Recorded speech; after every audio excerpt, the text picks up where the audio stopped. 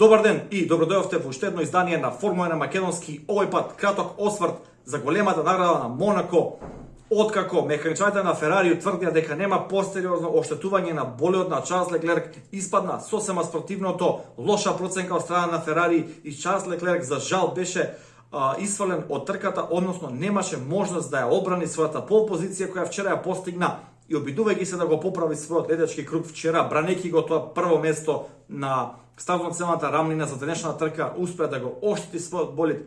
Чарлс Леклерк веруваше дека има потреба од промена на менувачот, меѓутоа од Ферари рекоа не, можеби се ја коцка оваа шанса, можеби не можам да кажам.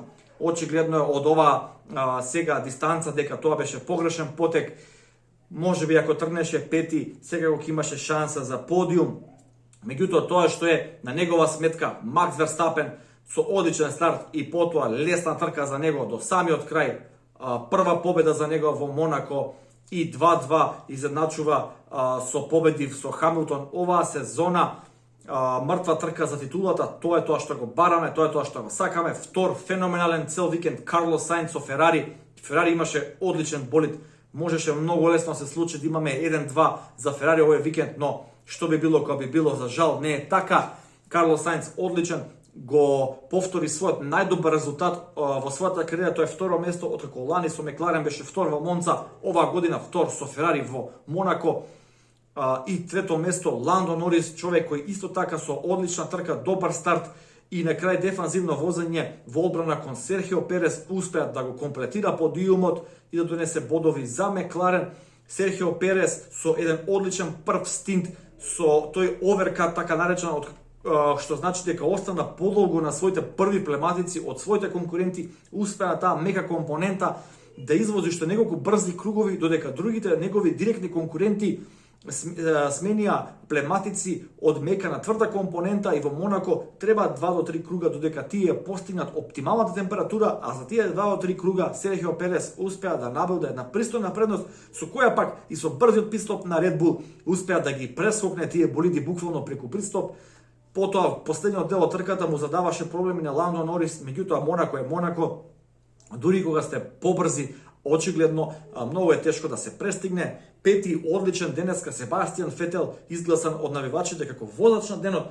Добра трка и за Пиер Гасли со Алфа Таури, би рекол како почна, така заврши.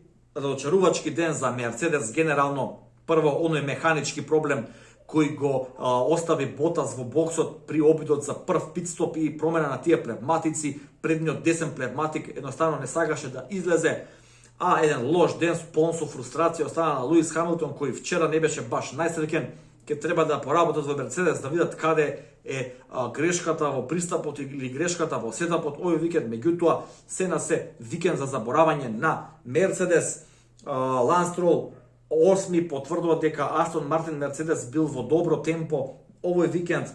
9-то место Естебан Окон, кој одолеваше на нападите на Антонио Джовинаци, кој заврши 10 и ја комплетираше оваа десетка која носат бодови. Се на се една типична трка за Монако, би рекол, како и секогаш ви благодарам што го следите каналот Формула 1 македонски, кои се вашите впечатоци од денешната трка, што мислите за мртвата трка помеѓу Верстапен и Хамилтон, сега е 2-2 во сезоната.